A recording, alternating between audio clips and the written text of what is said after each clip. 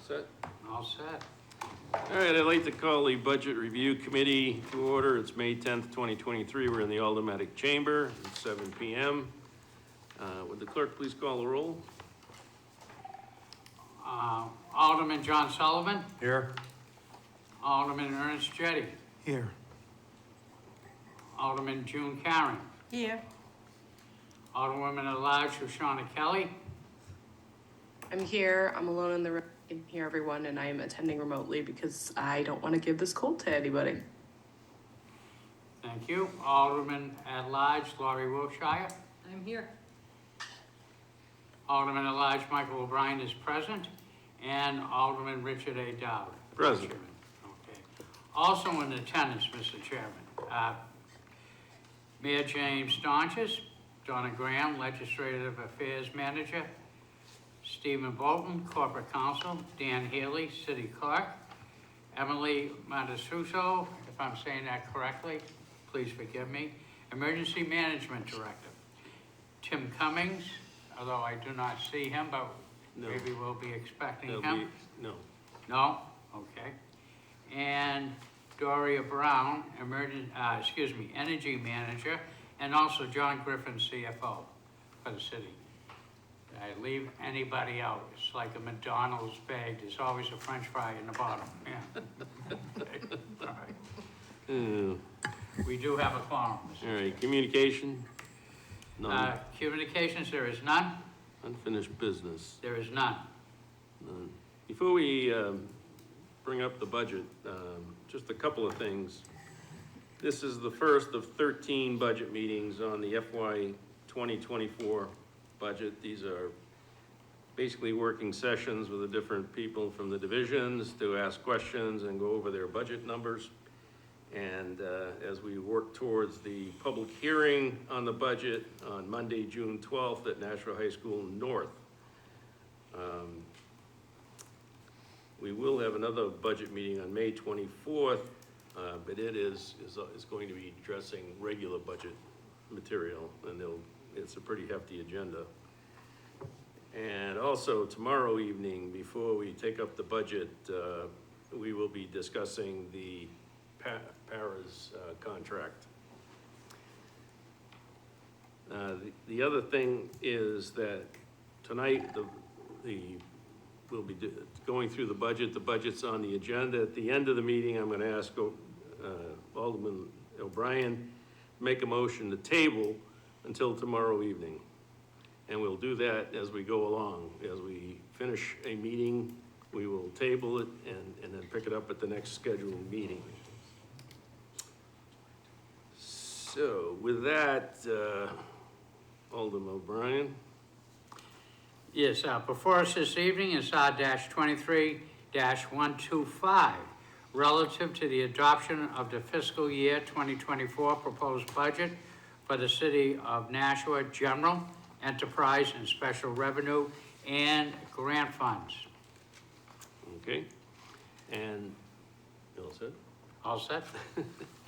All right, this evening, we're going to be going through the mayor's office, the Board of Aldermen, Legal Department, City Clerk's office. I believe we are not going to be addressing the civic, correct, Mr. Griffin? Correct. This evening, it'll come later. And then Emergency Management, which is Dory Brown, and benefits. Oh. What? Benefits, you'll be covering that? Yes. But it's gonna be a basic overview, and then energy costs, and I believe, it's not on this agenda, but Doria for energy, Emily for emergency. oh, I'm sorry, you're right.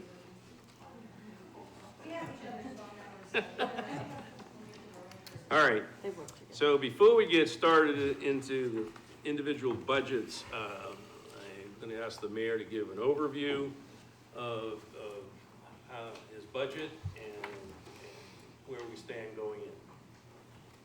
Oh, well, thank you, Mr. Chair. As I mentioned last night, the overall budget is up about 4.4%. was going to be a little less, but at the last second, we added some money for cybersecurity, which I will cover in a moment. But as usual, as proposed, the safety departments went up more than the others.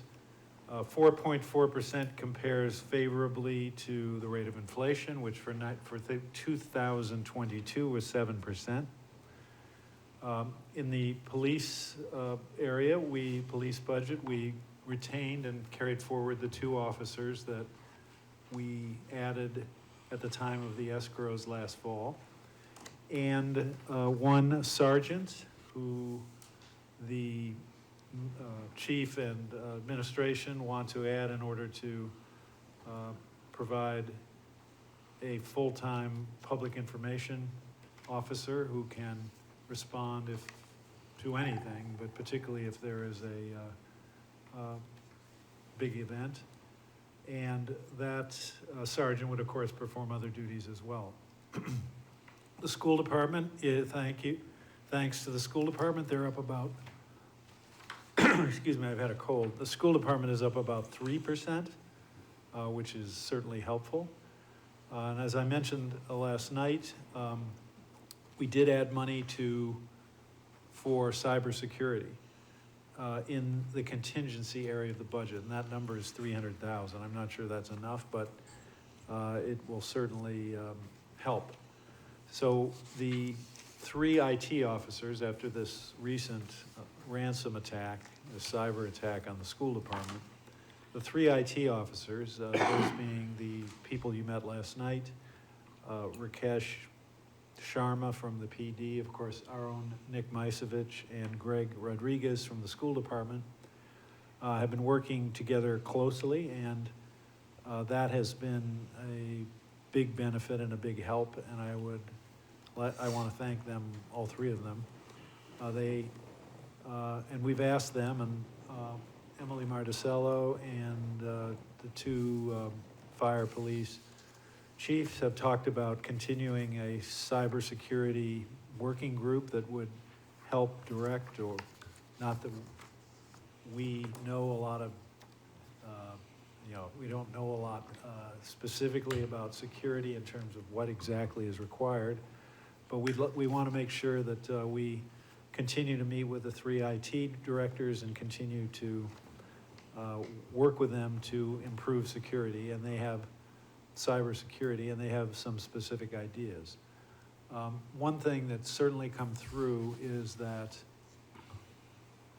there's obviously software and other items that you can purchase that help with security, but that training and of employees is critical to ensuring that there is not penetration of any IT system, because it's invariably or often as a result of a mistake made by an employee who responds to a phishing email or something like that, a non-legitimate email, and clicks on something, change your password, something like that, that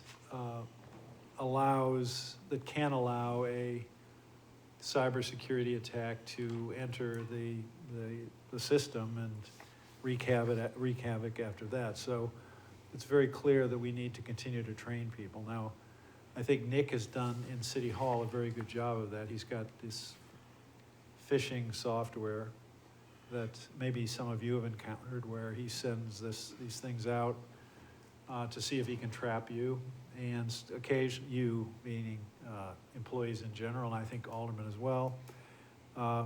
Sometimes it works, and that results in instruction to the employee who made a mistake and responded to this suspicious email to make sure that in the future that doesn't happen. And we need to do more of that in the school department, where the number of employees is far greater, and the number of locations is much greater, and therefore the training is far more complex. In any event, we want to work with them to improve security, and that may require some budget expenditures. One thing they have suggested, which we need to explore more, and that's why the money's in contingency, but that there be an actual full-time cybersecurity officer whose sole task is to work across the three systems and on training and everything else to, try to tighten the system, harden it as much as possible. Anyway, so there's $300,000 in the contingency budget, and of course, to create such a position, we would need the approval of the Board of Aldermen in probably an ordinance, but also a transfer of the money that's in contingency. I think that gives you a overview, and of course, I can try to answer any questions. I apologize for the fact that we don't have the book right now, but John Griffin and his team are working with a new budgeting software and in the cloud that he can describe, but getting used to that new system has not been all that easy. So with that, Mr. Chair, I could go to the mayor's budget or answer questions that anybody might have. Does anybody on the committee have a question generally about the budget before we get into their specific? Alderman Jettie? Yes, thank you.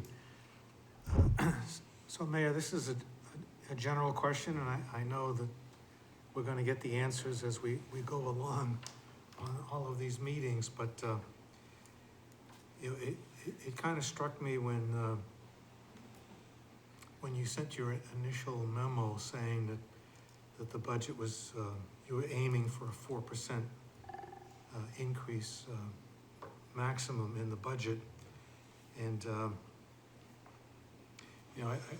it kind of reminds me of, the story of, feeding the multitude with the loaves and the fishes. I think about, the contracts that we've approved, and I may be wrong about this, but my impression is that we've been giving out increases, in the area of, 5%, and inflation is going up. You said 7%. How do you expect the departments to come in with budgets at 4% when most of them, their biggest expense is personnel. It's the people that work for us. And if they're getting, and I think they should get those raises. I'm not saying they shouldn't, but if your personnel costs are going up, 5% or more, how do you end up with how do they end up keeping their budgets below, the 4% level? How does that, how do you think that's going to happen, I guess? Well, without getting into the loaves and the fishes, well, first of all, the contract, well, it's an objective, and to begin with, but none of the contracts really have exceeded 4%. So the police were 3.5 in that range. Fire, the existing contract is, 3.5 per year. And the school department for the teachers was 4.1 on average for the life of the contract. And you can see that the school department was able to come in at less than the 4%. But certainly it's not in the safety services with the overtime that exists. Some of it mandatory, otherwise when people are out, those are difficult numbers to hit. I mean, no question about it. And I did make some reductions. There was a position in the police department for a janitor that We talked with the department about it, and they agreed to eliminate that because it wasn't really necessary until they get their new training building. And in the fire department, their requested budget was up 9. So the budget team talked with them in quite a bit of detail. There were 2 new positions. We cut one, and at the other one, they wanted another assistant chief, and our chief, Chief Buxton, says they need that position desperately. So to try to minimize the budget impact in the current year, we included it, 1 quarter of the year. So the fiscal impact, at least this year, would be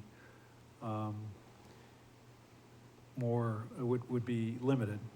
The other big area where the fire department sought to increase and where the 9%, contributed greatly to the 9% is there was a very large increase in the number of, in the amount for overtime. And we reduced that, quite a bit, but still to a figure greater than they had last year. So, some of the city hall departments, the school department were able to hit the 4%. And, I think if we, what pushed it over 4 really was the inflation in things like energy, electricity, construction, materials, salt, things like that. But the contracts generally don't have more than 4% in them. So it seemed like something to shoot for, which we almost achieved. It was 4.3 before the cybersecurity issue came up. So I guess that, it's do the best you can kind of thing. Any further questions for the mayor? No, thank you. All right. So now we'll undertake the mayor's office budget. If you'd like to go through the numbers for us, Mayor? All right, well, it's pretty straightforward. The salaries go up according to the grid and all that. But you can see that overall, the budget's only up like $2,000. So, we're able to do with that. And obviously, that's not much of an increase. So, if you have any questions, please just direct them to me and I will attempt to answer them. The other thing I want to point out is we're going to find out in a minute why we aren't going to be addressing budget benefits in any of the departments, because those are set. And Mr. Griffin will explain why. All right. Any questions on salaries for the mayor? Yes, Alderman Sullivan? Thank you, Mr. Chairman. My question is mainly, and I'm going to be asking this to all the department heads, is around full-time employees. I see that we have budgeted 5 full-time employees. Are you currently fully staffed? What are the current staffing levels in your department? Now, of course, I'm one of those 5. There's one position that we are still seeking to fill, which is if you look at the back of the sheet, the chief of staff position. Otherwise, all those positions are, occupied or filled. Follow-up, please. Yes, follow up. How long has that position been open? Quite a while. I don't know the exact. Over a year? I would say no, but a lot, quite a while. The salary for that, is not very great for that type of job. So, I've talked to some people, and I think it's a job that, adds to the city's productivity, but we haven't found the right person yet. All set, Alderman Sullivan, or Yes, follow up? thanks. Any other questions for the mayor on personnel? Alderman Jettie? Yes, Mr. Mayor, what does the strategic initiatives analyst do? That is Megan Karen, so she does a lot of work on the budget. You know, this new rollout of the software, for example, which isn't going all that smoothly, but she and, you know, CFO Griffin have been working on that. But in the end, it should create more flexibility in terms of the ease with which the budget can be adjusted. And secondly, it creates much more opportunity for explanation to the public as to, I mean, one of the goals is to, rather than just having this really dense, multi-hundred-page document with a lot of numbers in it that's very hard to make much of unless you've been through it before. And you've seen we've progressed in this regard over the last 2 or 3 years, but the idea is to put more kind of overview and into the budget so that a person in just rather than a stream of numbers, explanation, but also some pie charts and other explanations as to make the budget more comprehensible to and accessible to someone who, a citizen who just wants to look at it but doesn't want to, come to 13 budget meetings. So that's part of it. John can explain that tool in more detail. But she also works on, other projects we have. Certainly was working on rail and still is, although that certainly has been, affected by the decision of the Executive Council. Works on the Pride Parade, other things like that. Other projects that we have running. Thank you. All set, any other questions? All right, we'll move on. We're talking about benefits right now. Other services, Mayor?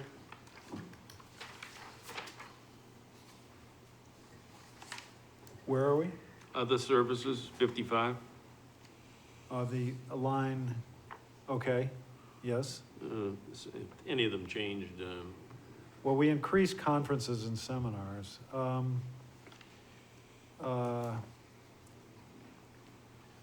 To the $5,000.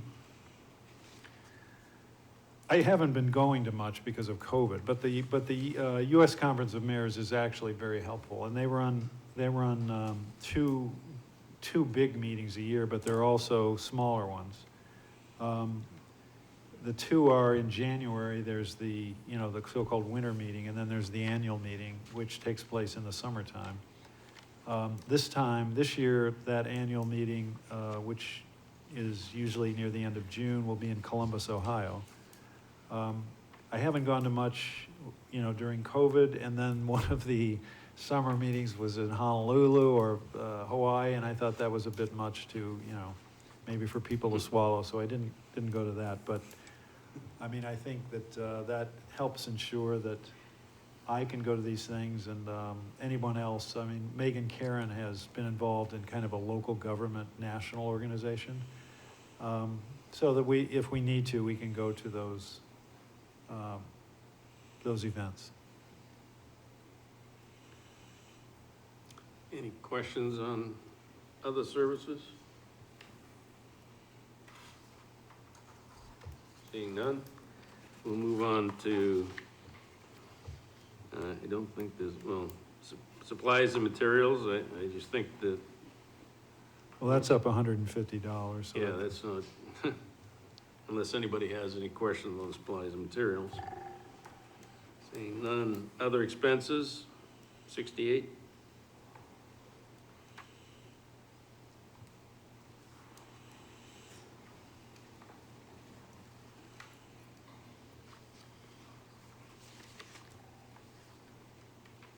What are the One thing is the mayor's expense account. It used to be that actually went to whoever was serving the mayor, as mayor, but really now You know, it could be a travel thing, but it, you know, we do things in the office, we give, like if someone's relative passes away, we might send flowers, or if an organization needs a little help, you know, we might use that. As you see, I'd have to get you detail, but we've gone over it, but, this year, but that, by $400, but that doesn't come to me personally. Any questions on that? It used to. When I was here before, it did, but And, that stopped. so, and furniture hasn't changed, but it doesn't look like anything was spent. The mayor's expense account was $3,000 in the 1980s, so we've done well on that particular Yeah. line. Yeah. Gotta take more people out to lunch. Okay. So, and we went over the positions. Or any other questions you have of the mayor? None? All right, All right, thank you Yep. very much, Mr. Chair. okay. Board of Aldermen. Donna Graham. Good evening, I'm Donna Graham, the Legislative Affairs Manager for the Board of Aldermen. And thank you for allowing me to present my budget tonight. Our budget has increased slightly. I've added a new line item, 55118, for telephone cellular for my personal cell phone to allow a $50 a month stipend. And I've also increased line 55607, postage and delivery, from $75 to $200. And that's due in part to a lot of the public hearing notices that we've had to send out that I need to do certified letters. And also an increase in line 61100, office supplies, from $825 to $900. Only because with the upcoming election, I'm not sure what I'm gonna have for additional supplies that I may need. And that's all I have. If you have any questions, I'd be happy Any to answer them. questions on Board of Aldermen budget? Alderman Sullivan. Thank you very much. I'll ask you the same question I asked the mayor. The staff, 2 full-time employees, obviously you're one of them. Correct. Are you fully staffed?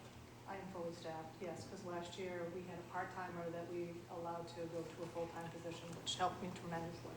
Okay. Follow-up, please. Follow-up? On the cell phone, if you could, curious as to why this year you incorporated into your budget and years past you hadn't. Can you walk through that a little bit? Because on the weekends and at nights, I use my personal cell phone to look at all my emails and respond, and also for aldermen that have my cell phone, and even department heads that call me after hours or during the day. And that's increased over time? No, yes. Okay. Yes. Okay. Thanks. You're welcome. All right. Any questions for Donna? Alderman Jettie. Yeah, thank you. So, there was a time when we did not have a transcriptionist, and we were, and we used to transcribe everything verbatim. What are we transcribing now, and is We're still transcribing verbatim. So right now, Susan is still in the process of learning, and some of the meetings are running 3 and 4 hours, so she may not get the minutes up within 5 days. So under the right to know law, I've been just doing like a synopsis of what's required for the right to know, and putting them up on the website, not verbatim, but just what's required. And as soon as they're done verbatim, then I switch out those minutes for the verbatim minutes. So there's nothing that's not verbatim, except until we get to, after the 5 days. okay, thank you. You're welcome. Alderman Sullivan? Thank you. I've recently been digging into AI software that allows people to transcribe meeting notes. Have you? We do, and actually it's called Oteri. Okay, And we are using that, but it's not something that I can just run and put out there for everybody, because it does not pick up verbatim what people are saying. right. So we still, and I only use it because we only have so many hours during the year that Sure. we can use. Yes, So on the long meetings, that's when we'll go ahead and let them, transcribe that, and then we'll go through, listen to it, and do our modifications, cut and paste and all that stuff. okay. I've been looking at some others. I'll happily share some names with you. Oh, great, thank you. That I've been looking at, that's been very helpful. Do you So I'll know- share those with you. do you know, is it- Fireflies was one of them. And then there's one other, it's not at the tip of my tongue right now, but seems pretty competitive. And I like it, because I do a lot of video conferencing for work. And I'm a horrible note taker, and so it helps me, I can record the meeting, and then I can transcribe the notes after, just in case if there's anything that I miss. Is there a fee? Do you know? There is, the company pays for it, I don't know what Okay. it is, but I can dig into it a little bit. Okay, because right now we pay $99 for Oteri. Okay. Any other questions for Donna? Okay, thank you. Okay, thank you.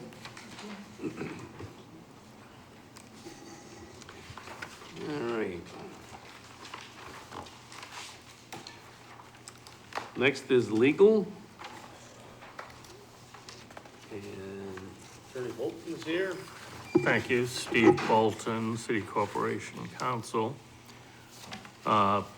Salaries and wages are determined in accordance with the unaffiliated personnel policy. Fringe benefits are basically determined by the cost of those things, and essentially I have no control over that. I tried my best to hold the line on legal services and was successful there. Other services went up about $850, and that was based upon usage over the past year. We've run into a lot of litigation, and to a certain extent, travel has increased. We've gone up to Concord more often than during the COVID era, so there's a little bit more there. Office supplies and publications, it's pretty much the same thing. There's been a little increase there, $500 between those two lines based upon the usage over the past year. Costs go up. That's about all there can be said about that. Assuming that Alderman Sullivan has the same questions as the previous two departments, we have 4 lawyers and 2 legal assistants budgeted. The Assistant Corporation Counsel's position is currently vacant. It's been vacant for about 2 months. We had Nicole Clay leave, and we've been advertising and trying to recruit to fill that position. It is very much needed. The other 3 lawyers, which include myself and the 2 deputy corporations counsels, Dory Clark and Celia Leonard, have been putting in extra time, working nights and weekends to keep up with the demand, but that will not be able to continue indefinitely. We'll continue to do the best we can in the interim, but we need that position filled. Any questions for legal? Alderman Sullivan. Thank you very much. I seem to recall last year a right-to-know coordinator. Was that in your department, Attorney Bolton? At one time, the Assistant Corporation Counsel was designated as attorney right-to-know expert or something of that nature. Last year, a position was added in administrative services concerning right-to-know. We all provide advice and information with regard to right-to-know issues and all other legal issues that come to the city.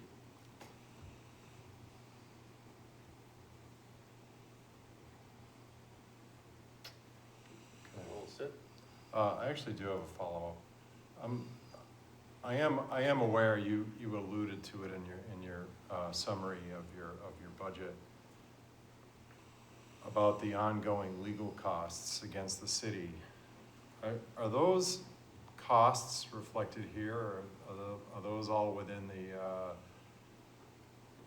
Risk management. that's in risk management? That's No, not in this just thought department? That's what you were trying to say. When outside counsel is hired for various things, often that comes out of the fund in risk management.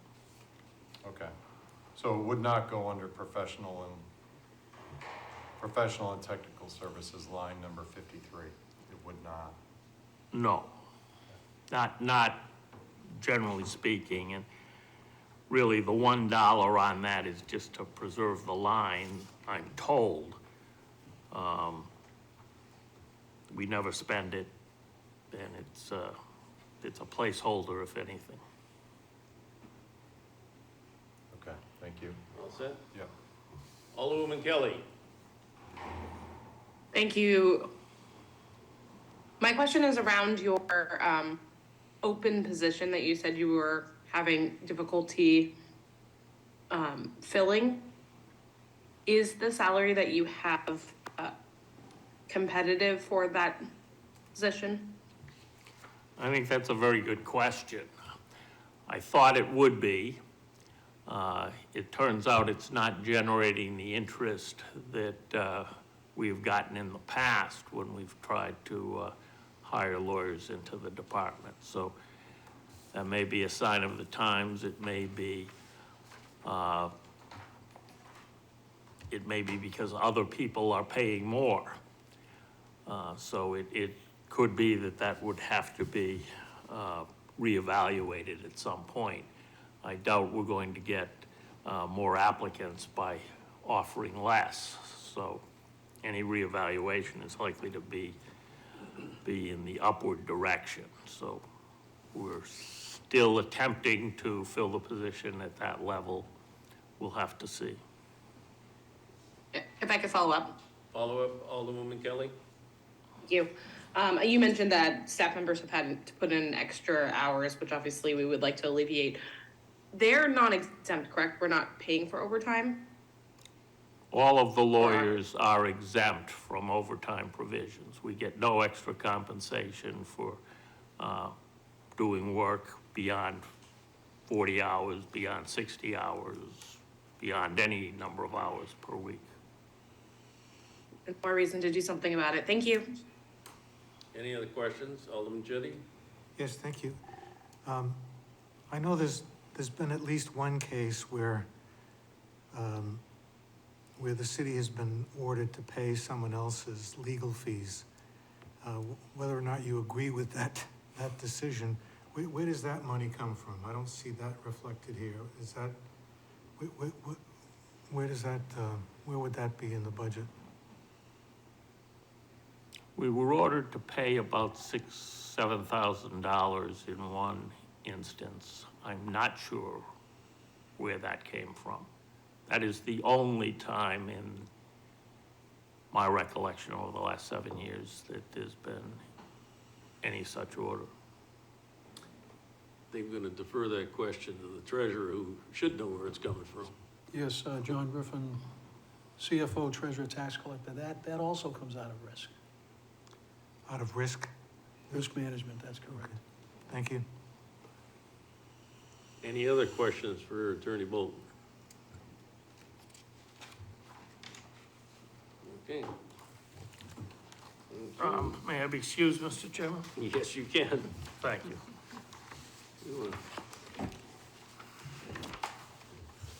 All right, next is the city clerk.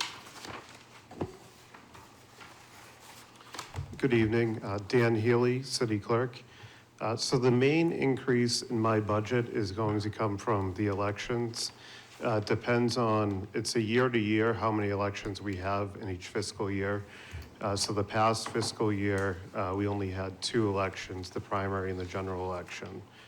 This coming fiscal year, there's a chance for a mayoral primary in September, a municipal election in November, and then a presidential primary sometime December and on, whenever the state sets that election. So the election costs, you have to pay the poll workers, you have to pay for programming of the machines, and all those various costs. So that's the main increase, and also police detail. Another increase in my budget is every few years the inauguration ceremony, going through past city clerk budgets. I noticed that in there, that every few years that comes out of the city clerk budget. So there's a slight increase there as well. But those are the 2 main things with increases for city clerk. The board's very familiar with the fact that your budget changes, or the city clerk's budget changes based on the number of elections, because that is an obvious thing. So, any other questions for the city clerk? Alderman Sullivan? Thank you very much.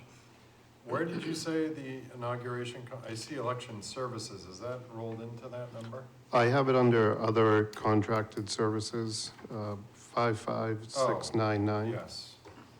Thank you.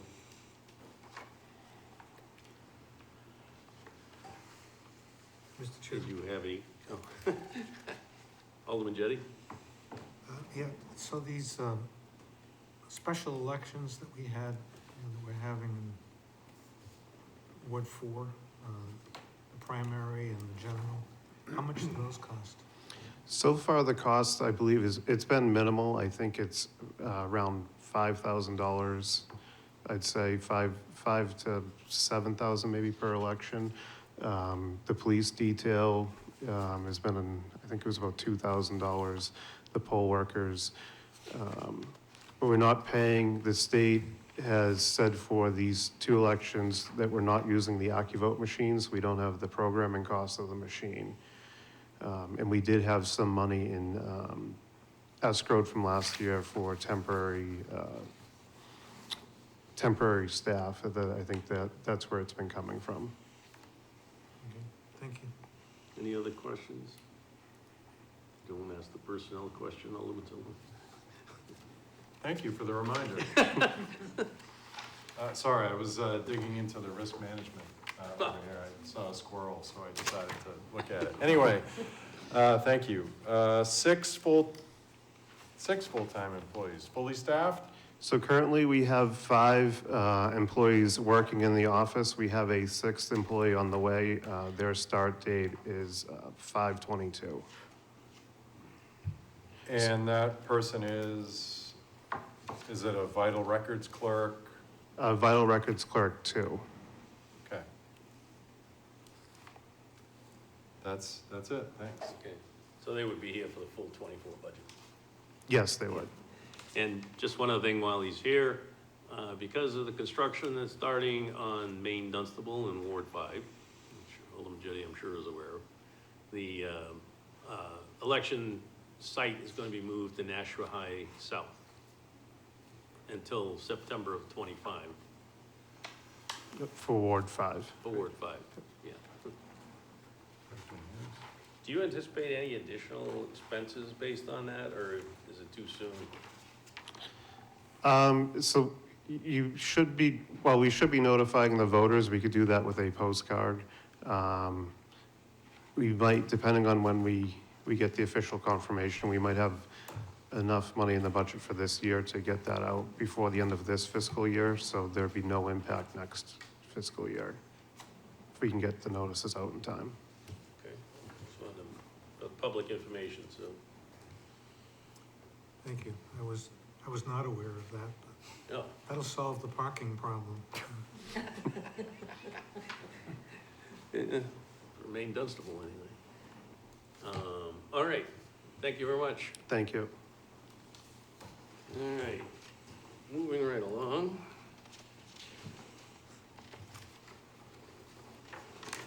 I guess, Mr. Griffin, did you want to talked anything, or you want to do that during the benefits section?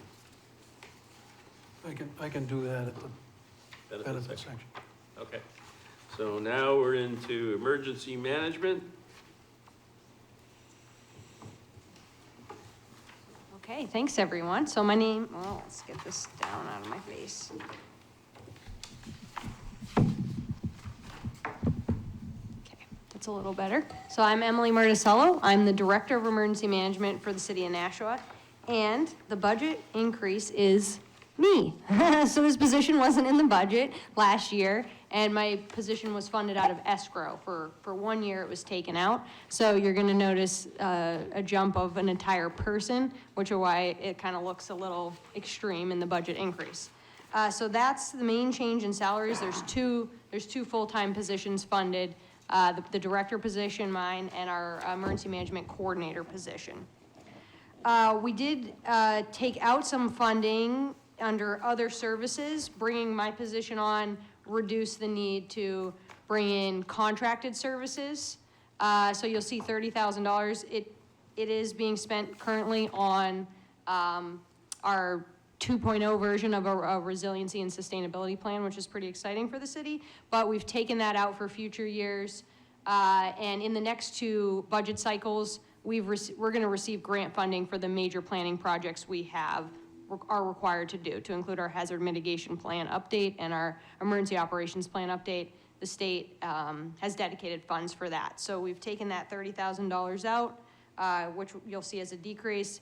I also kind of just realigned some of the numbers based on our actuals and kind of more finally pulled out some of the expenses like software subscriptions, which we use to run the emergency operations center. And all the other items basically stayed as is. And so, yeah, I think that's our major change, but you'll note we didn't stick to the 4%, and that would be because of, again, my position being added back into the budget when it was previously taken out for 1 year and then funded in this fiscal year with the escrow funds. Okay, any questions? Alderman Sullivan? Thank you. Welcome. It's the Thank you. first time I've met you. When did you start? I started in October 2022. I'd been with the city previously about 10 years ago, so. Okay. How's it going? It's going great. We've had a busy last 2 weeks. I wasn't with you guys last night, but I know you've been briefed on our, incident, and so we're working through that. So I'm fully supportive of the items that have been put in contingency, and we'll be working with the mayor and the IT team on our cyber working group to put forward what will be, I'm sure, many more recommendations to strengthen our cybersecurity. But other than that, we've had a fairly calm incident since I started in October. So hopefully this is a blip and we go back into a nice, peaceful summer of special events and fun times outside, but no emergencies.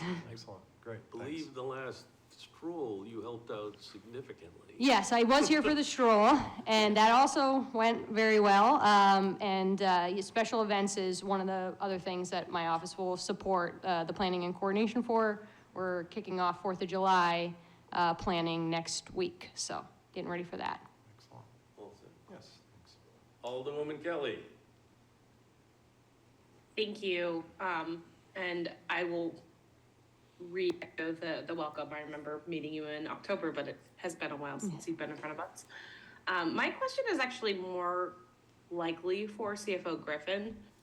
I was just wondering what the impact to the budget is when we do these things where we, fund the first year of a salary through escrow or through contingency, and then we see it the next year.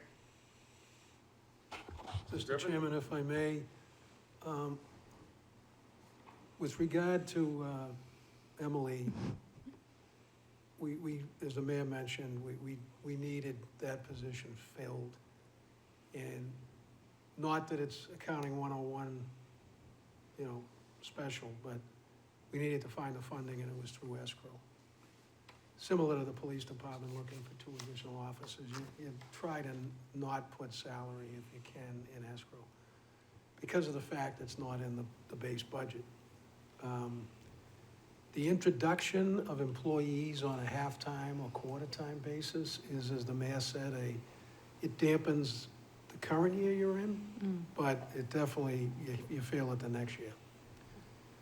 I applaud the officers, the management of the fire and the police not to do what they used to do a few years ago, where they'd give July 1st raises and January 1st raises, thinking they were saving money.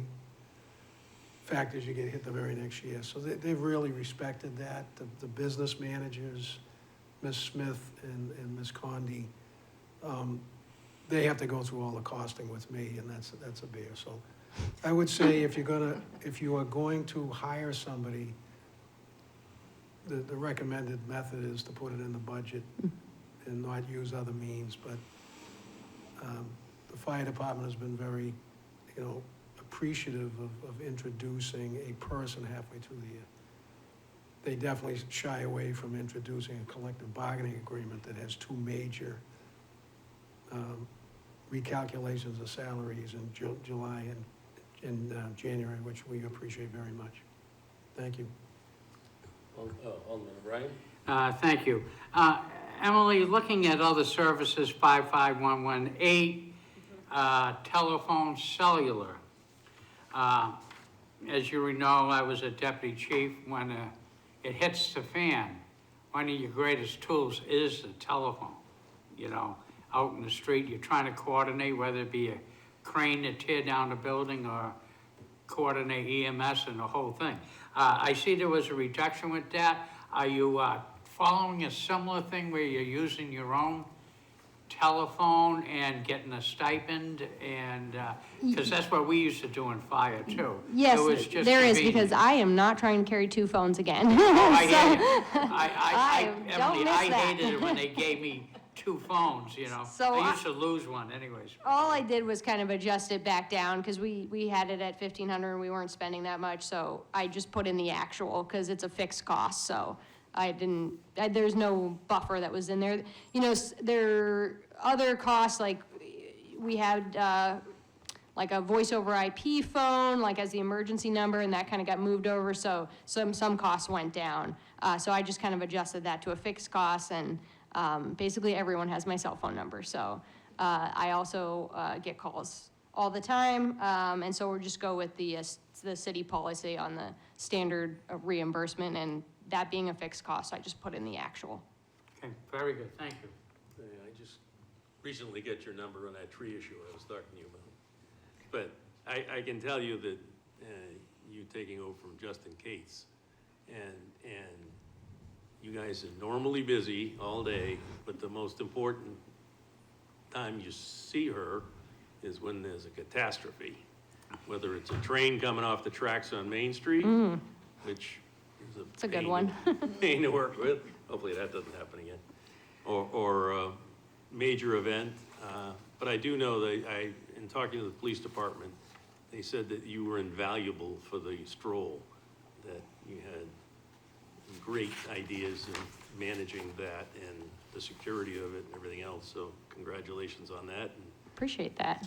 Well, we have a great team, and really the role of emergency management is to leverage all of the city staff and resources. And in the current incident we're in, we have fully stood up the unified command consisting of every city director, and are meeting weekly until that incident is over, because we must continue operations no matter what. So I think that is the value of this position, and I kind of commend the city for recognizing that and investing in that, because it has brought us back. As I was preparing my budget and looking back, this office was created about 11 years ago. We've had over 6 presidentially declared disasters. We've received over 85 grants through my office, and that's resulted in almost $3.7 million coming back to the city. So because we've invested in this position and this office, it is, bringing back in those funds that other communities and towns aren't able to recapture, because their, emergency management function is really another duty as assigned to someone who is, managing, whether it be a police department, a fire department, the town manager. So I think we're very fortunate, and I kind of commend the board for, making that investment upfront in kind of mitigation dollars. We say every $1 you spend, you get 6 back. And that's really the truth in this position. And I think during this incident, we've kind of seen the benefit of having these procedures and this office in place to help coordinate the city during this little blip that we will get through. Alderman Sullivan. Thank you. What you just said there, that's a bit of breaking news to me. And I appreciate it. I really, I would love communication like that. If you have, I just jotted down here, received 85 grants. I made a whole presentation because I thought we were supposed to do one, so I will send it to you. So, we kind of have a breakdown of the funding that we've been able to coordinate, and that's another kind of benefit to the other, the police department, fire department, and public health is there's a lot of grant money out there. I used to work for the feds before I came back here. It's really all about having a dedicated resource that's tracking those and putting in from them, and I work closely with our grant coordinator, Pamela, but we just secured like 3 more Homeland Security grants that'll be coming by this board shortly. So I think that's exciting for the city, and then it also allows us to invest in preparedness and planning, but then I'm also here as a response and recovery asset when we do have incidents. So I'll share that with the whole board, the presentation. If you could put in your subject line, every $1 we spend, we get 6 back, I'll open that email. Okay, absolutely. I know our community services group and Public Works will tell you all about that. I know paying for those kind of projects like culverts and other things aren't really exciting or sexy, but it really, those mitigation dollars, whether it be in those kind of projects or in preparedness projects, the research shows it pays us back in dividends. Can I have one Follow follow-up, up? please? Thanks. You might have covered this. Excuse me. Other contracted services down from 30,000 to 0. Apologies if you already covered it. No, that's fine. So that was put in during the budget year that my position wasn't in the budget, and that was to cover some of the planning efforts that needed to be occurring and kind of needed subject matter expertise to include our continuity of operations plan. Now that this director's position is filled, those are, I believe, my job to do those, but also we have several required plans that we have to do as a municipality. The 2 coming up are our hazard mitigation plan and our emergency operations plan. Those we get a formulaic funding from the state to bring in contract services if we want. So there's, in the next 2 budget cycles, I don't see the need to, keep that in there, and I'd rather, as I'm already over in my salary, I tried to make as many realistic adjustments as I could to kind of balance the impact, as John said, of kind of shoving in a new position that was previously funded out of escrow. So I don't see the need for contract services right now. Bravo. Any other questions? All right, Thank thank you you very all. much, and I will- appreciate all you do. I will share my presentation. Okay. All right,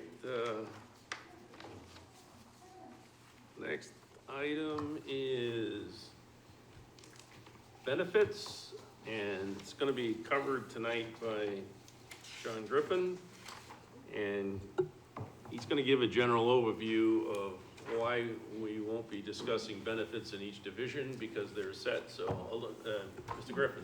Mr. Chairman, if I may, would you allow Ms. Brown to come up first and then, because Sure. I have a few additional information pieces I'd like to share. Okay. Thank you. So, this is Dory Brown, and she's another person that does phenomenal things for the city and is saving a lot of taxpayers a lot of money. But you don't have to get specifically into your budget. Tonight's just like an overview of what you do. Okay. Hi, I'm Doria Brown. I'm the energy manager for the city of Nashua. I negotiate our electricity and natural gas rates. We have seen a large increase in natural gas rates this time around of 44%. We took a budget guideline document and created it and told everybody that we'd have an increase of 47% because we didn't know what that price would be until a few weeks ago. I do want to say that after negotiating for our natural gas rate, we actually hit a really nice sweet spot because natural gas rates went way up 2 weeks after that. So I'm happy with the rate that we got, which was $8.06 per decatherm, which was up from $8.01 per decatherm, which was up from $5.06 per decatherm, which is a big jump, but it could have been a lot worse if we negotiated later in the year. I do want to warn everybody that electricity rates are going to be changing significantly for our FY '25 budget. Currently, we are locked in with a really good contract with Constellation at 5-6 cents per kilowatt hour, which is a really, really good rate. But that contract ends in the winter of 2024. So we would be negotiating that contract if the winter's mild next year, or the early winter is mild next year, we would negotiate that in February or March.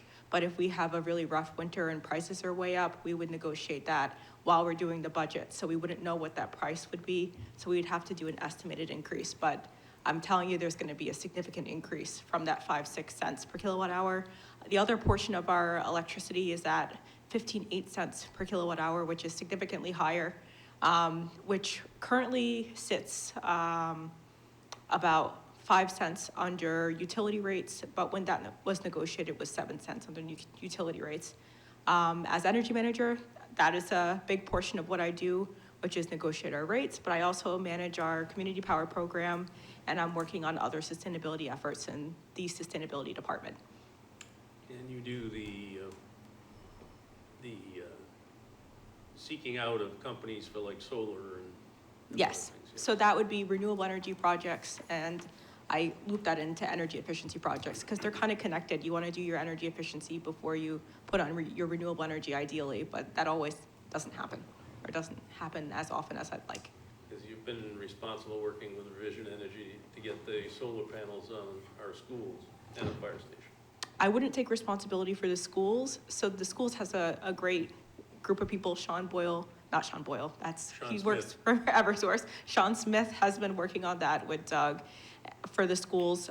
For the city, actually, when we first got those contracts, that was me starting. So I got to see the projects get built, but I actually didn't negotiate those contracts or put out the RFP. We are looking to do another RFP for solar work coming out this summer. Okay. Any questions? Alderman Sullivan? Thank you. Are you under the mayor's office? Are you under administrative services? Who do you report to? Where do you sit? That's a really good question. If you want to go through the history of my department, I was originally under administrative services, then I was under the mayor's department, but currently I am under community development under the sustainability department. I report to Deb Chisholm, and who reports to Matt Sullivan. Okay. Follow Follow up? up? This is not a Nashua budget question. This is a Sullivan budget question. For your life? Yes. Okay. It's May 10th. Where are we with community power? I thought we should have started by now. I haven't. We are started. So it's Okay. May 10th. Much of Nashua, I don't want to say all because I think it might be one more week till we're all enrolled, but most of Nashua is enrolled at that new rate, which is 15.8 cents per kilowatt hour, which is, not 15.8 cents, 15.4 cents per kilowatt hour, which is 5 cents under the utility rate. Okay, great. The big thing is your bill will be going down. Your Well, bill that's should be what I going mean. down. Absolutely. Can leave the lights. Any other questions for, Alderman Kelly. Alderwoman Kelly. oh, yeah, Alderwoman Kelly. Thank you. Forgive me if I'm not finding the document, but I'm looking at what I was sent and I don't see anything for your department. So if my question is answered by it, something I just don't have in front of me, I apologize. Go But ahead. no, I was you. gonna say, no, this you isn't for her to go over her budget numbers by her department. This was to give an overview of the energy. Gotcha. So Then I will. she'll be back. Question. Oh, you guys just love seeing me so much. That's right. Like, That's right. Can't wait to see you back. It's basically a Beyonce tour. Yeah, there you go. Yeah. Alderman Jettie, did you have a question? No, I didn't. Okay. Thank you. Anyone else? Thank you. Awesome, thank you. Oh, I just want to thank her for the great job she's doing for the city. thank you so much. You're welcome. Thank you all. Thank you. Take care. Now, So, Mr. Griffin. Thank you, Mr. Chairman. John Griffin, CFO, Treasurer, Tax Collector. It's great to see Doria here and the great work she's doing. I actually spent the first 20 years of my career in the natural gas distribution business in Massachusetts. And when I first started in that industry, it was completely vertically integrated. The pipelines contracted with the gas companies. Like, the pipelines actually bought the gas at the wellhead and sent it up to New England. Then there was a great idea that happened, which is called separating the supply from the distribution and transmission. The problem with that, some of the regulators thought that it's good for the airline, good for the trains, we don't have the supplies up here to have a robust market, and that's what Doria's experiencing. Alderman Tebow quite frequently talks about it because he's in that business, but when you don't have excess supply, it's hard to have competition. So, but I wanted to share that because what Doria's up against, very unique situation. I got a call from Doria a few weeks ago when she locked in those prices. She goes, "Oh, John, I don't know what to do," because she knew I was in the business. And I said, "You know something, back in the gas company, we had a gas department, gas supply department, and they locked into a rate that was, let's say back then, $3 a unit. And all of a sudden the price dropped. And I say, what's wrong? Gas supply manager, what's wrong? He says, the price is like $2.50 now. I said, that's great, our cost went down. But he felt so bad that he locked in at $3, goes down to $2.50. So she's experiencing that. She's trying to do the best she can. And just to keep track of this stuff is incredible. You have NEPOOL, you have Hydro-Quebec, you've got all of this stuff going on. And, but it is complicated, and I hope that the residents of Nashua experience some good savings off the default utility rate. Now, what Doria and her team did is they locked in at 5 cents a kilowatt, which is back in where the mayor's expense account was back in the 80s. But a very important department. I'm thrilled to see that under the direction and leadership of Matt Sullivan and Deb Chisholm, they really love this part of it. I know they're gonna get a little bit involved in electric vehicles and all of that stuff, and we'll work well together. Matt Sullivan has provided kind of a, this is how it's gonna work type of thing. We're all engaged in that, working together. So I just wanted to share that before I get into other things. Okay. So with regard to benefits, it's a large item. It accumulates to about 36 to 40 million. Mr. Cummings and I work together with WBS, which is our consultant. They've been with us since I first started back in 2010. Benefits is tough because what we've seen after the pandemic is a lot more usage. Claims are up because all of that pent-up demand of shoulders, legs, knees, wrists, they're all getting those services now. And Ms. Kleiner, when she was here, she forecasted that with you and was very open with that. So I'm not here to talk about what Tim is gonna talk about next week, but you're gonna see some volatility from year to year in each individual budget because personnel changes. And each person that's eligible to subscribe to our health plans and our dental plans, change of life stuff happens, you change somebody from a family plan to a single, and then the single gets married and all of that good stuff and has kids, goes back to a family. So you're gonna see that. So the questions that we had, naturally last year was, how come your benefits went up so much? So it's volatile, right?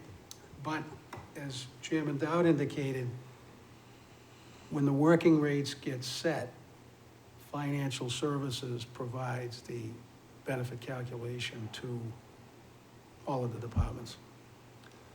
And we're doing very well with the HMO high deductible. As you folks have approved many contracts over the last several years, we're heading to the finish line with that. But in addition to the benefits, the pension, you might look at the pension and say, geez, why did that go up or down? Totally related to salary increases, and then what's called the employer rates from the New Hampshire retirement system. As I discussed before, we're thankful that the retirement system rates have come down about 2%. which is a big number for us, but it's offset by the increase in compensation that's pensionable. And then the FICA Medi is, for those that pay that goes up with wages. So if your average wage increase is 3.5%, you'd expect that number to go up 3.5%. So that's the, kind of the overall look at the budget. Some of the managers of the people, they don't study that to find out, you know, what the selections are. You've got families that have children under 26, children under 26 that are still on their plan. You've got people that are opting out, you know, and it's all HIPAA protected, so you really can't ask. When you employ them, you can't say, you know, when Attorney Bolton's interviewing the next attorney, you can't say, you planning to have kids? Or are you getting married soon? Or can you go back on your parents' plan? But, you know, so they do a great job. We're finalizing open enrollment, which is always challenging for Tim and his crew. But Tim and I spoke this morning, and I told him I'd kind of take the laboring oar on this part of it.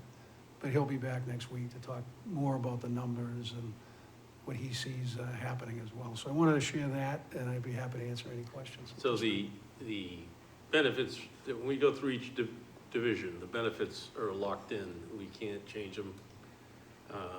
If you have questions on specific benefit programs, when Director Cummings comes, you can ask him questions, general questions about that. Alderman O'Brien? Thank you. Thank you, Mr. Griffin, for taking the question. One of the concerns is being a state rep. As you know, I'm working very heavily engaged with the state pension system. One of the things we say up there in Concord is that is an issue, and I think it is an issue in the city of Nashua, recruitment and retention. You know, at one time in my grandfather's era, some city jobs, you know, may not have been that pleasing, but the bennies were good. It still holds true today in 2023. And if the bennies aren't there, why would somebody leave? You're trying to rip somebody away from a higher paid jobs out in the private sector to get them work at a reduced rate in the municipality. Because we don't pay like the private sector, correct? I would say that's correct, but might also say that there's been a recognition of the talent, as you've seen tonight, that's coming into the city, and we have to pay them their worth. Yeah. So we've tried. Yeah. Thank you. Any other questions? Alderman Sullivan? Thank you. Two questions. The first is, one line item that I don't see that I typically see in a small business with employees is unemployment.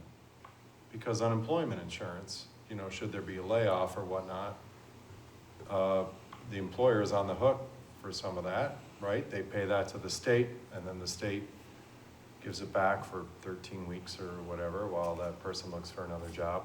I don't see that in here unless it's baked into one of the other line items. So if I may, Mr. Yes, Chairman. Mr. Griffin. Department 113 is called benefits, but the only amount, the $85,000 that you're budgeting, is for the unemployment insurance. Okay. What we've done is, several years ago before I arrived, there was benefits is in what's called an internal service fund. So in the document that you're gonna see is gonna be just a projection of the revenues coming in through the employer rates and the employee rates versus the costs. So you'll see that next week. So I just wanted to, and it's all populated within, you're appropriating those costs in the individual departments. Okay. But the unemployment, we had, looking at, if you look at when you get the book, you'll look at Department 113, you'll see an $85,000 appropriation last year, 85 this year, and there was some payments this year. Mm. There was some payments. Okay. Actual payments, but we'll be, Mr. Director Cummings and I will be talking about that next week as well. Could I have a follow-up? Follow-up? Please. And I know this is gonna be a really difficult subject to bring up, but pensions. And I know that I'm gonna get laughed out of the room when I say this, but it's not going, it's no surprise that our city, other cities are really, there's a burden on us. At what point do we start to have a conversation to say, we whiteboard it or whatever, brainstorm it? How do we get out of this mess? Don't. I think about it a lot, and I think about at what point as we start to, and I'm just asking, as someone who's never been in a union, who's never had a pension, has had a 401k and whatnot, at what point do you see where we start offering union employees perhaps a 401k as opposed to a pension, something other than these programs that have just carried on ad infinitum that cripple towns. And we keep offering them. And all I'm looking for is, because I hear it a lot, and I think, boy, when do we ever we talk about the problem all the time, and is there another solution around it? And how can we get out of this mess? Because it really, I know it's not just Nashua, New Hampshire. I mean, I hear about it all over the country. But I just think you must think about it. Like, boy, how do we get out of this pickle? This is a sticky wicket. So, Right. Mr. Chairman, if I may, once again, I'm gonna say I'm fortunate that I arrived here in 2010 and saw the reduction, gradual reduction from the NHRS in their obligation, as the mayor indicated last night, their teaser, like, we're gonna pay 35%, and then it becomes nothing. So I've lived through that 25% 2010, down to nothing in 2011. So a lot of mistakes were made. If you have your own 401k, like you said, and you're making excess of what you try to get, and then you spend it all, you're not gonna, in the down years, you're gonna have a lot less than you thought, right? What was happening, and Alderman O'Brien knows more about this, but it's been talked about, it's been studied, it's been looked at, and unfortunately, when you spend the money when you shouldn't have, because you're trying to get a rate of return, they gave more benefits than they should have when they did, and they included medical benefits. Before, it was just salary, then medical benefits. And when you look at the medical subsidies, they're not a lot. They could be like $250, or for a single, and maybe $350 for a two-person. And the rates are like $2,500 a month, you know. So, but getting back to the pension, they tried to reform it in 2010. They had these, and they had like a decennial, every 10 years they study it. And a couple of things they did was they got professional management in running the place. The problem is the liability of all those promises from years ago is staggering. It's millions, right?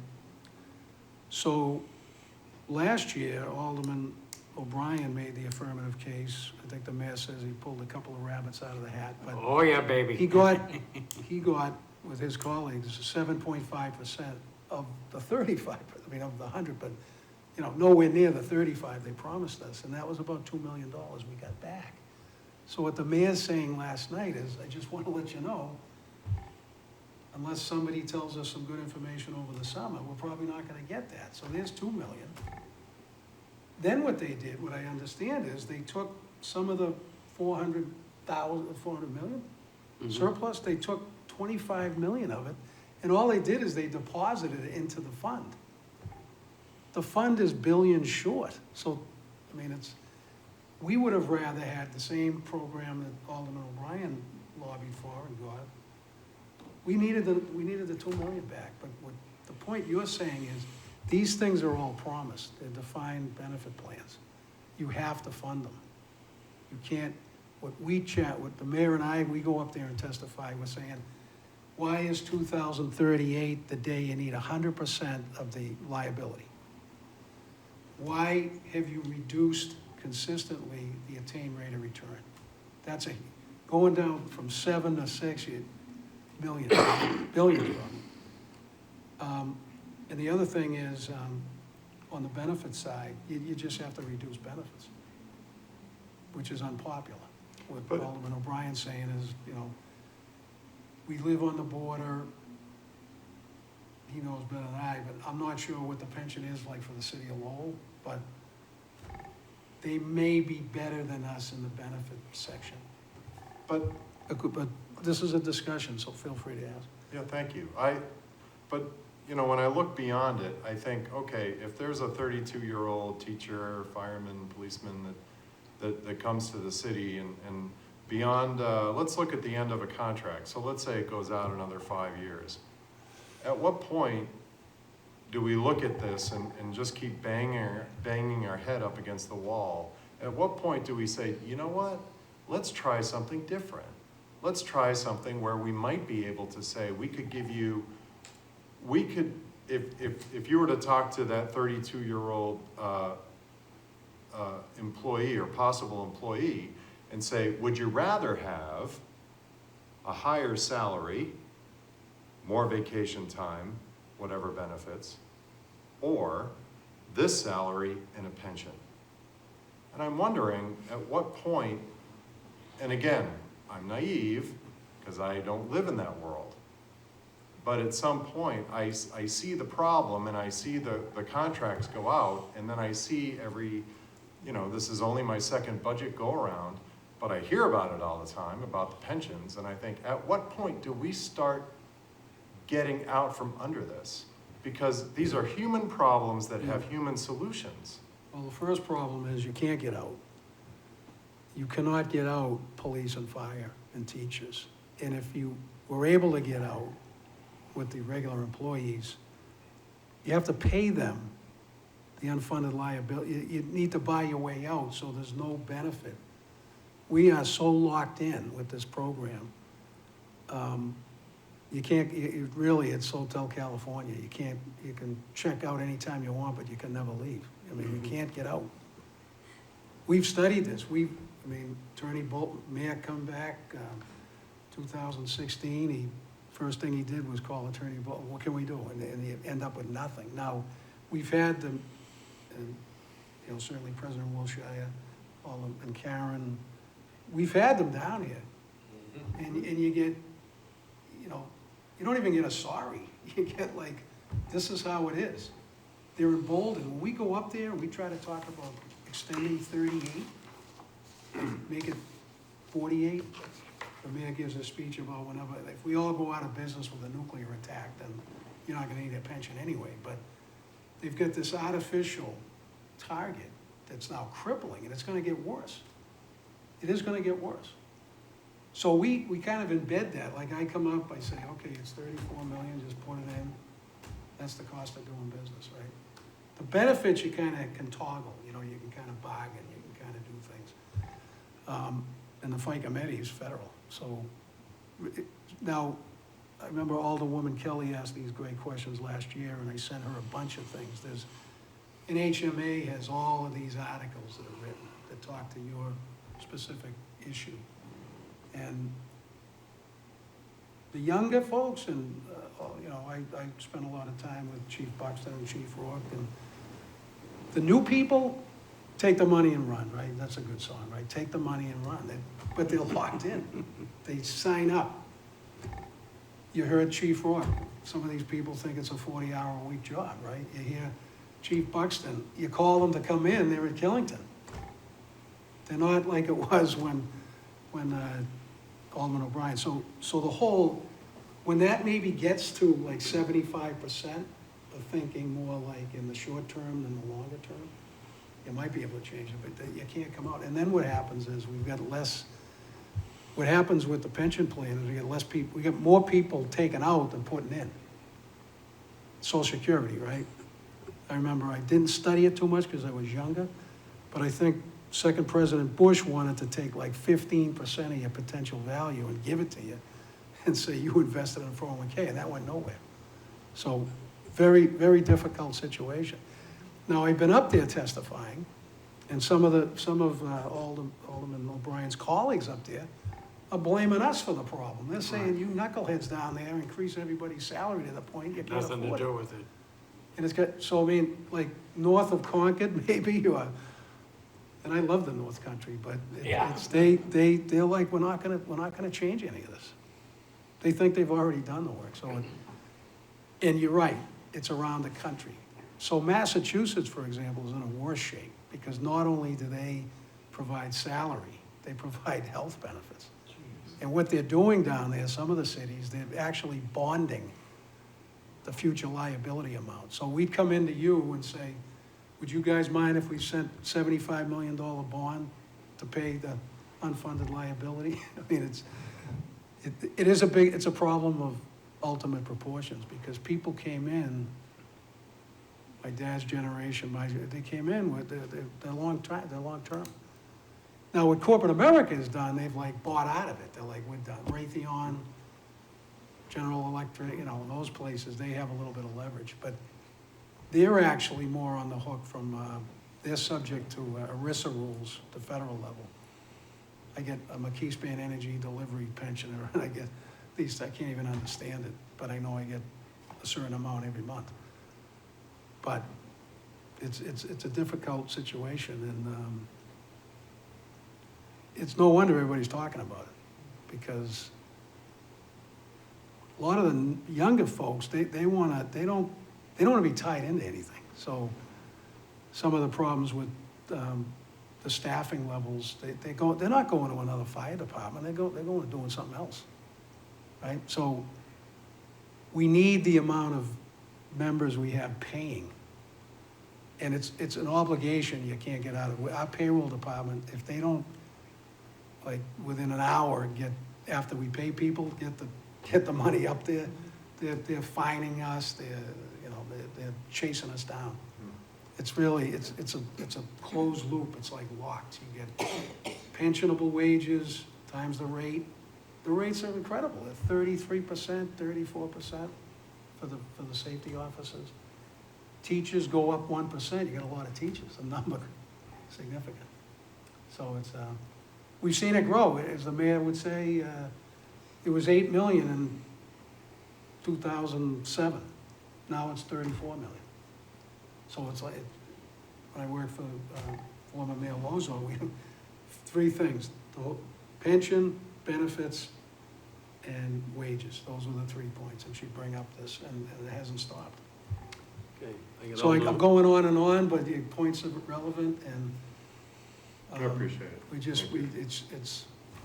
We've tried to get out, and they're like, no. When they come down, they're kind of, the previous executive director, Mr. Lego's a great guy, but he's like, we go testify, they come in and testify against us on the rate of return, expanding when you want to get to 100% funded. If they don't weigh in on the state paying us what we deserve, but they know the state doesn't have any money, or so to speak. So it's been a very challenging and very difficult from a budget perspective. So I get Alderman O'Brien and then Alderman Wilshire. Thank you, Mr. Chairman. I just want to say, Mr. Griffin, what a great explanation, you know what I mean, of it. There's only a couple of points I would like to add. State law, RSA 100A, which is basically, research it. In other words, no community can, any community can pull out of the pension system. You want to spend a pretty good dollar for each employee that you're going to yank out of the pension system, you won't be able to afford it. The taxpayers would hang you down on Main Street. It's an awful lot of money. In other words, you have to pay all unfunded liability. The thing is, like I say, I was able to get $2 million back, and that was a big coup. But the other thing is trying to meet the unfunded liability, In 2011, the pension system, and still to this day, believe it or not, folks, is $9 billion. We can actually close up shop and it'll fund itself for about 20 years. But somebody came up, and it's along partisan lines, unfortunately. It seems like whenever one particular group gets in charge of the State House, they kind of screw the pooch, for a lack of a better term. And what ended up happening in 2011, they came up and cut the benefits. To the point right now, cities and towns are complaining to the state. And some of the items that they were taken away in 2011, they're trying to reinstate them, that we're coming back. Because chiefs, teachers, principals, schools boards, everybody involved, they're coming up and say it's because recruitment and retention. It's one of those entitlements that people look for when they look at this type of career in the municipal. To say it's the unions is a fallacy. Not every member of the New Hampshire retirement system is in the union. You know, basically the majority are, but it's not a requirement to be a member of the New Hampshire retirement system. Has nothing to do with unions or anything else. No union can ever renegotiate. And I used in the summation, the real problem with the pension system is 400 state legislators. And the thing is, people got to be very careful who you elect, because that's what got us into this hole. Now, the thing is, you look at the employees, I used to pay, John will verify, 9.75% for the majority of my career. But then the state doubled and took away my spending power and raised me to 12.3% or something like that, to make up their loss that they created. Came out of my pocket. And I had no control over that, you know. So it's a hard fight. I'm fighting it up there. Right now, some of the bills are in the Senate, and it's, from what I hear in the rumor mill, I'm shocked. And it's going right down partisan lines, you know. And you got to remember, it's a knee-jerk reaction on some of the things that has far-ranging consequences, right here to the municipalities, you know. And they look at it. It's not, the defined benefit, you got to keep in mind, 401ks was invented somewhere, what, around the 80s or something like that, when companies no longer offered or wanted, employees didn't want to stay 30 years and work at the shoe shop or, you know, the pin shop or whatever. They wanted something in their briefcase that they could take from job to job to job to job. The only ones that are left that are, you know, choosing a career are the teachers, policemen, firemen, state workers. They're the ones that have the longevity, that end up doing a whole complete career. And that's why the benefit, why the defined benefit program exists. But I guarantee you, at one time, your grandfather had a defined benefit program. There was nothing wrong with it. The thing is, there was a lot of mismanagement that went on up there, and I hate to play the D and the I game, but the thing is, it has a lot to do with it too. I mean, why are they fighting? I mean, they know our troubles, and all I could get out of them, and they fought it hard, was the 7.5%, to what used to be paid 35%. And they brought it down to 0. How can the city of Nashua and the taxpayers survive when the state used to compensate the city at 35% going to 0? How does that work out? Yet the state of New Hampshire has one of the largest surplus, am I correct, John, right now? So what was the win? You know, you got to look at municipalities such as the two economic generators in the state is Manchester and Nashua. And they don't care up at that State House. You know, other communities, they don't have really a full-time. They might have a volunteer force, 2 or 3 policemen, a couple of teachers in a combined co-op or something like that. So their money is smaller. Nashua and Manchester seems to be the #1 contributor, the big burden with it. and yet we get the very least out of them. So I hope that kind of explains a little bit, and I'll be willing to sit down and opine what little knowledge I have in it, because it's a lot of moving parts to it. But on the immediate horizon, there is no real solution. And I just want to say, at this particular time, the city has another pension system, and that's run with the Board of Public Works. And I'm very proud to serve on that particular board, and we're doing a great job at that. Doing a great job. I think, what are we, over 80-some% funded? Yep. You know, fantastic. I mean, and you gotta keep in mind with the state pension system, there's people up there in Concord yelling and screaming. You tell me when New Hampshire's gonna vaporize. It ain't gonna vaporize.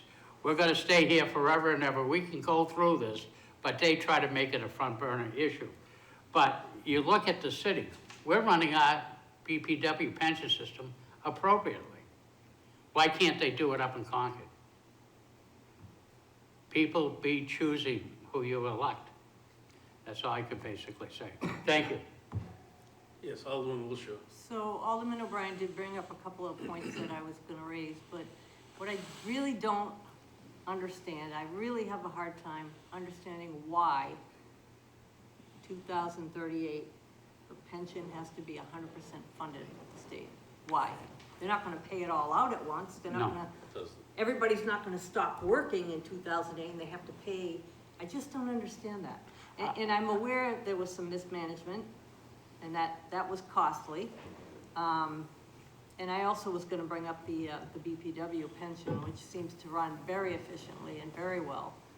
I have a family member who works in Massachusetts, you know, and pays 9% of their, in a union, pays, a professional union, pays 9% of their pay into the pension, collects 80% of their pay when they retire. I mean, it's a good deal, and Massachusetts is very generous with their benefits. But what I really don't understand is the 100% by 2038. I just don't get it. You bring up, if I may, Mr. Chairman, you bring up a very good point. It's one of the points that I argue. I think Mr. Griffin could probably say, and I'm sure the financial wizards have what they classify the break point of what is a healthy pension system. Like I say, within the BPW, we consider ourselves fairly healthy at the 80 percentile. But the thing is, you gotta keep in mind, it's not like nobody's paying to keep the lights on. Every single week, somebody is making a contribution into the state pension system, as far as our police and firemen. So it's a, you know, it's not like it's a lack of funding or anything else like that. It's like some of the sins that were kind of in the past. But I agree with you, and that's why I use the phrase, New Hampshire is not gonna vaporize. You know, and if we do vaporize in a nuclear attack, we're not gonna worry about a pension system. So the thing is, I don't understand why one particular group up there running around like the sky's falling. It ain't. So, very shortly, I'll keep it brief. I had the same issues that you have, Alderman Sullivan, when I came on the board. And several years ago, I don't know how many years ago it was, we had the people that run the pension plan down here. They sat right over there, and Treasurer Fredette, I was sitting over here, and we ripped them a new one. And they had no answers, and they said, well, it's the legislature. First of all, these people don't work for anyone. They only take a direction from the legislature. So if the legislature said you only need to fund it to 85%, that's what they'd have to do. But they're under marching orders, 100% and whatever the other one is, and they can't change.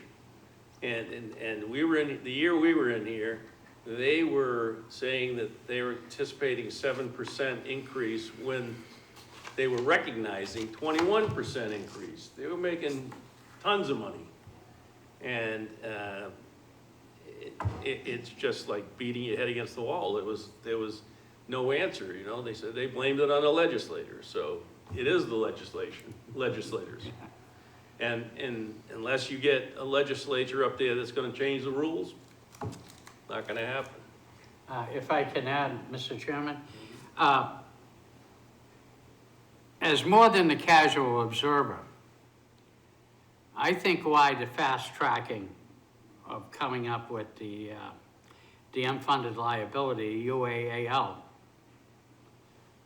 I think it's the ultimate goal of one particular party to get into the 401K. They can't do it by RSA 100A until the system is completely leveled and it all is paid off. So why are we as a taxpayer, when we have a pension system that works, everybody seems to be content with it, want to jump into the, 401K, and we're going to pay for the year, and be prepared, Alderman Sullivan, because the way they came up with it is 2039. And they hope by the year 2039 we will meet the 100% funded, which I don't think we're going to be able to do that. And that's a moving target year, maybe 2042. But we're going to be paying from now, today, 2023 to 2030, at least to 2039, correct, Mr. Griffin? Yeah, I think it's either 39 or 38. But yeah. 39, to meet that unfunded liability. Why? That's a big hunk of change to this municipality, huge hunk of change. And it was created by one particular group. All said, Alderman Sullivan? So, As you can, please allow me my passion on the matter, but you can see why I give the good fight up at Concord. Alderman O'Brien, do you have a motion? Oh, I do. Mr. And Chairman, it's not to, what? can I talk about a couple of other matters that you might Oh, be sure. interested in? So, And by the way, that wasn't to adjourn, that was to put the thing on the table. But Yeah. Go ahead. okay. I wanted to, so, couple of items. The mayor mentioned the 4.3 budget increase to 4.4. He mentioned 7% last year. It's probably down to 5 or 6%, but we use a 3-year average.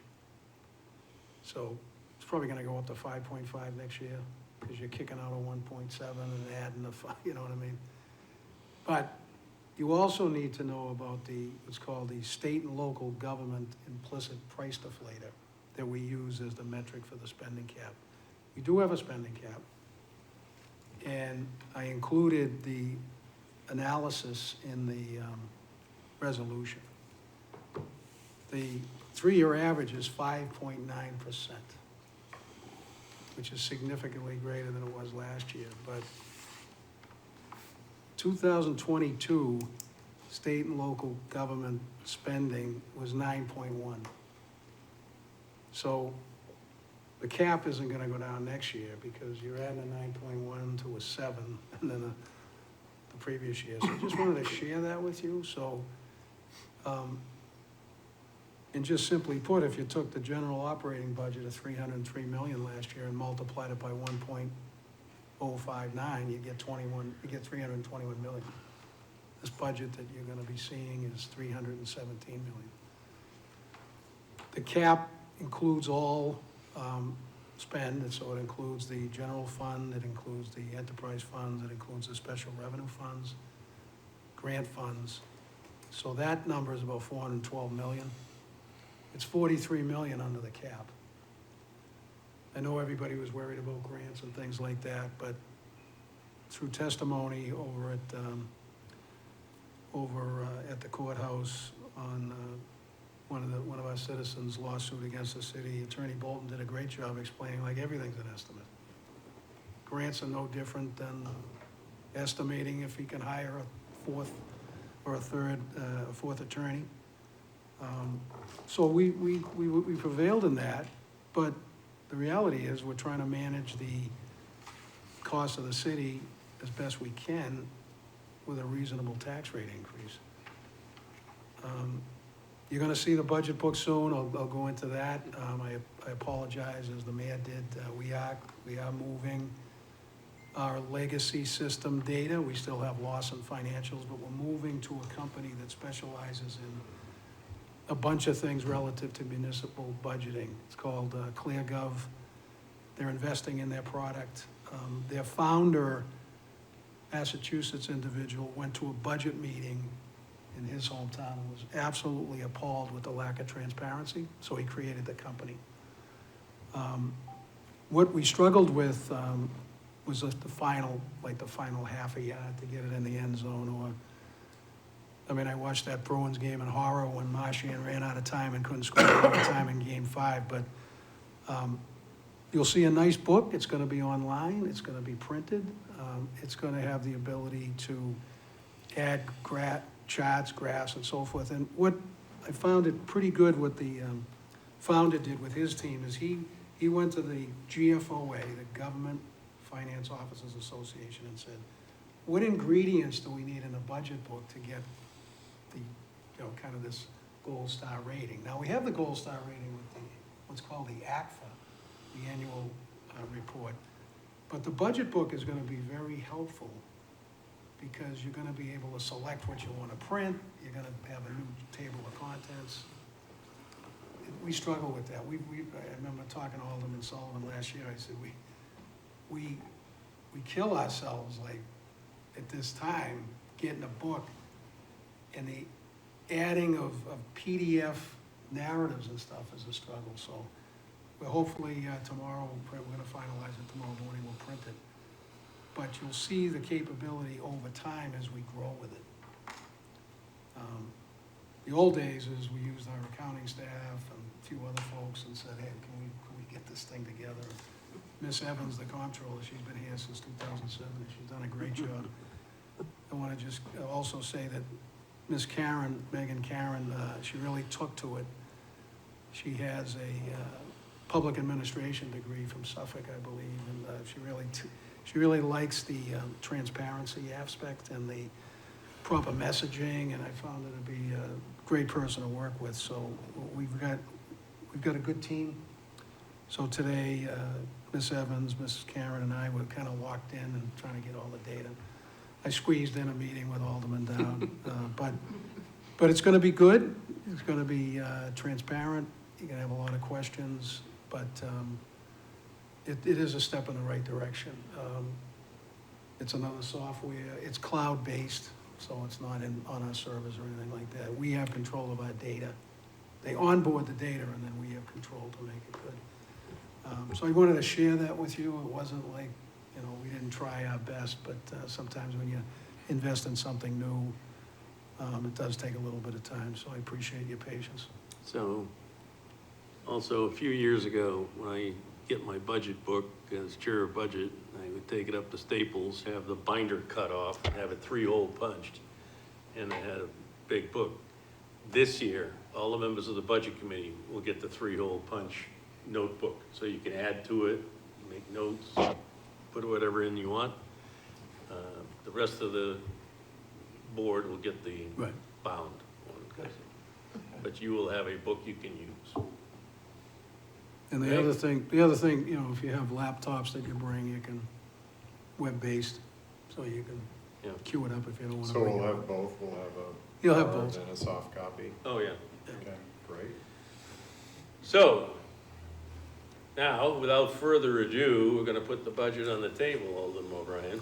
Yes, Mr. Chairman, I'd like to make the motion to table R-23-125, which is the budget.